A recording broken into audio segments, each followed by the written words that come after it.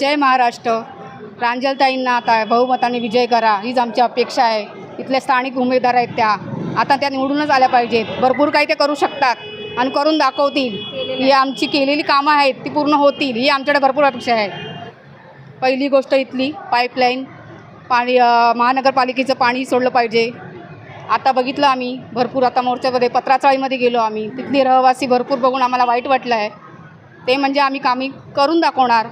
ती प्रांजलताई आमची लाईटची सुविधा नाही तिकडे पाणी नाही आहे आणि परत काही भरपूर काही आहे. इथे शाळा वगैरे नाही आहे ते व्यवस्थित झालं पाहिजे.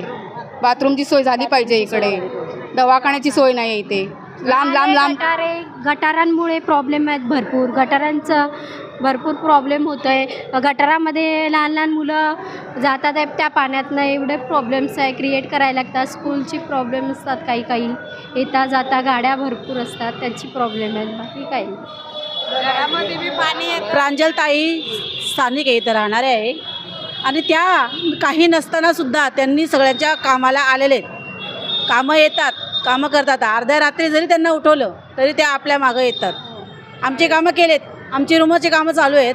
त्यांच्याच हातामध्ये आता परत त्यांच्याच हातामध्ये रूमांची कामं जाणार आणि त्या करून देणार.